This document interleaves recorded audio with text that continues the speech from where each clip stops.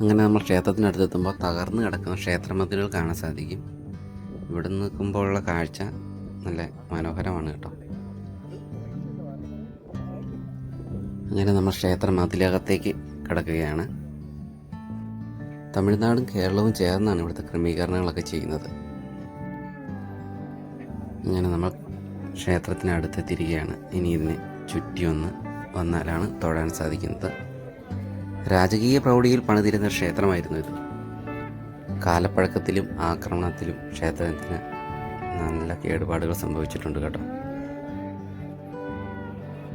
വർഷത്തിൽ ഒരു ദിവസം മാത്രം തുറക്കുന്നതിനാൽ തന്നെ ഇവിടെ ധാരാളം ആളുകൾ എത്തുന്നുണ്ട്.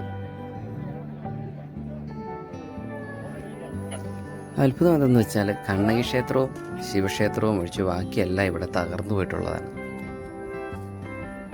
കോവലൻ്റെ മരണത്തിന് ശേഷം ഉഗ്രരൂപിയായി പ്രതികാരദാഹിയായി മധുര മുഴുവൻ കത്തിച്ച കണ്ണകി ശാന്തസ്വരൂപിയായി വന്നിരുന്നത് ഇവിടെയാണെന്നാണ് പറയപ്പെടുന്നത്.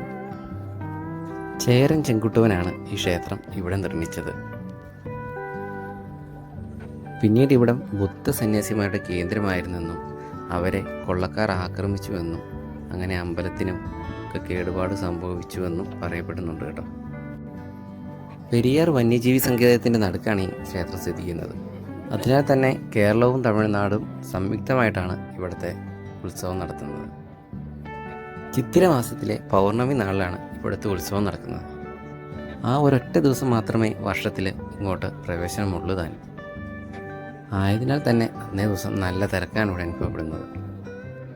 കാടിൻ്റെ ഒത്ത നടുവിൽ ഈ ക്ഷേത്രവും ക്ഷേത്ര നിർമ്മിതിയും എല്ലാം ആശ്ചര്യം ഉളവാക്കുന്ന ഒന്നാണ്. ഈ തകർന്നു കിടക്കുന്നവയെല്ലാം ക്ഷേത്ര നിർമ്മിതിയുടെ ഭാഗങ്ങളായിരുന്നു.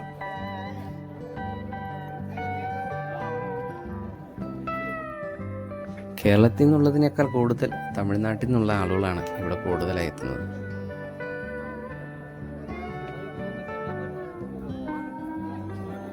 ഉപപ്രതിഷ്ഠാ വിഗ്രഹങ്ങൾക്കൊന്നും ഇതുവരെ യാതൊരു കേടുപാടുകളും സംഭവിച്ചിട്ടില്ല കേട്ടോ.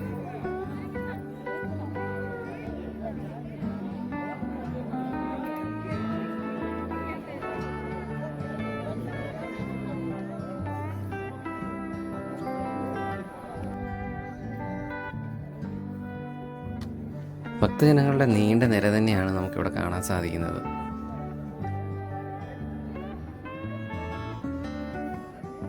ഈ കനത്ത വെയിലത്തും ഇവരുടെ അർപ്പണബോധത്തോടെയുള്ള പ്രാർത്ഥന കാണേണ്ടത് തന്നെയാണ് കേട്ടോ.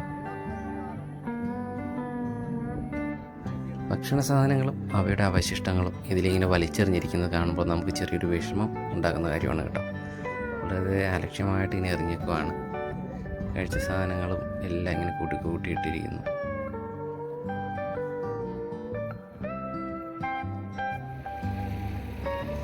അടുത്ത വർഷം കാണാമെന്ന പ്രതീക്ഷയോടെ ദേവീസേനയിൽ നിന്നും പടിയിറങ്ങുന്നു.